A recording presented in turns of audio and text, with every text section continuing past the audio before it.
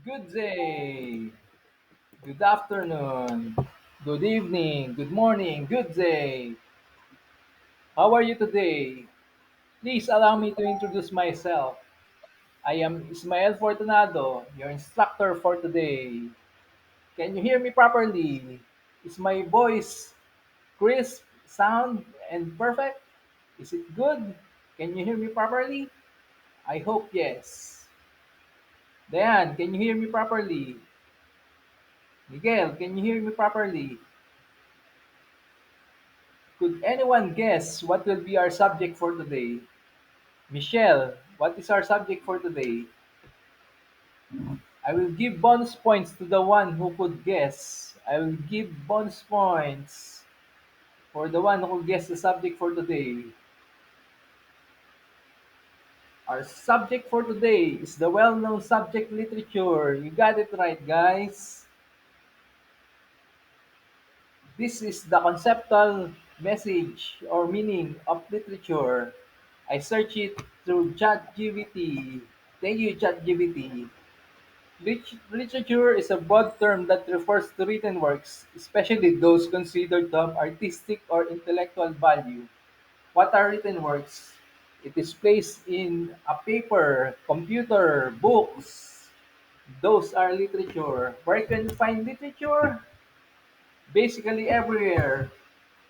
The best is the library. Correct. Are you an artist? Is there an artist in your heart? Is there an artist blood in your veins? It has intellectual value. You can learn a lot from literature. You could be wise through literature. It encompasses wide range of forms, styles, and genres. Could you give an example of a literature? Diane? Michelle? What's an example of literature? Roderick? Robert? What are examples of literature? Okay, that's correct. There are different forms and styles. What are the styles used in literature? We have genres also. But at its core, literature uses language creatively to express ideas, emotions, experience, and stories. What are the most favorite stories that you love? Did you give an example of a story? We can have lectures, notes, scribbles, podcasts, jokes, intuitions, journals, body language, imagination is endless. What is literature to you? How does literature change you? What are the key aspects of literature? With artistic expression, literature is often considered an art form. Writers use language in imaginative and evocative ways to explore human nature, emotions, and the world. How do we describe the world? What are the things important to us? What is an expression? Noel, what is an expression? Okay. Could you give an example of an expression? There are types of genres and genres. Literature can be classified into different types. You have fiction. Examples are novels, short stories. What are other types of fiction? Could you give another one? Michaela? Martin, what's an example of a literature? As a rule of thumb, it is something made up, but not a lie. Lie is different from a fiction. What is your sci-fi story? Are you fan of anime? Animes are usually fiction. Then we have non-fiction. They are essays, memoirs. Manuel, what is an example of a non-fiction? I hope we can think more.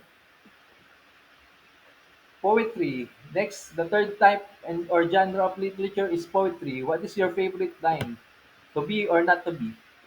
Or to be and not to be? There are poetries.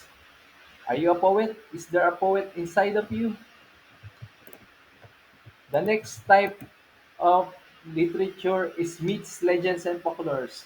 Have you heard of the legend of the salt? I hope I can tell you that story next time. Then there are academic research papers, research books. Then there are combinations of the above stated. There are also play scripts. What play have you written? Are you a scriptwriter? Then for the key aspects, we have purposes. What is the main purpose of writing literature? Literature is used to entertain, make them laugh, relax, pulsating, happy. Then there is to inform or educate, give them an idea. Then we could promote thought, tackle their thoughts, make them think. Then preserve culture and history. What is your favorite food? Then there is to inspire or move readers emotionally. Have you written any forms of literature? What is the easiest to make? Have you written a song? That is a type of literature. For the arts, there are visual arts. Usually for literature, we use letters and symbols. Then for the visual arts, we have drawings. What are example of famous literatures? Could you give an example? Manuel, what's an example of a famous literature? Who is your favorite author? What is your favorite book?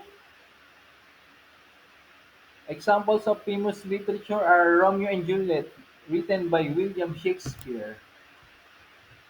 I was once given a chance to teach Romeo and Juliet. I know, teach William Shakespeare.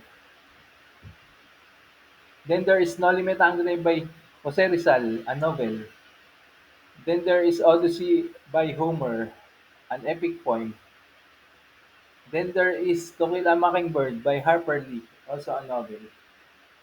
Do you want to be a novelist? Do you aspire to be a novelist? What is your hobby and what is your favorite literature? Michaela, what's your favorite literature?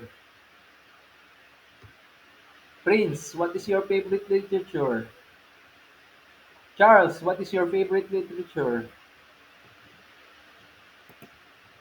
What is your favorite book? Who is your favorite author? What influences you about?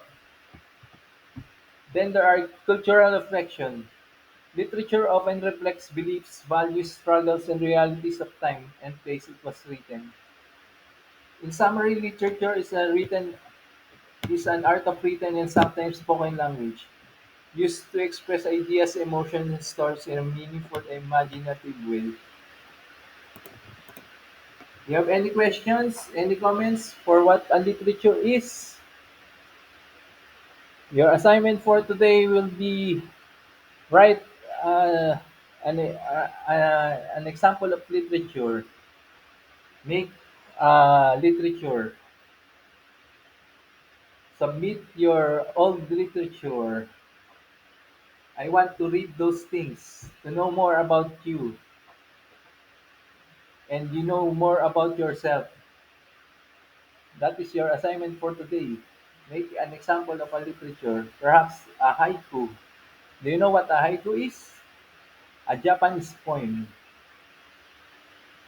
consists of 575 lines, usually depicting nature. That is a haiku. Have you written a haiku? Then there are sonnets, famous Shakespeare sonnets. Then there are songs and lyrics. Have you written a lyric poem? I hope I have imparted something to you. I hope I made you think. I hope you create more wonderful things. Thank you for your time. Have a great day. It's nice meeting you again. Have a great day.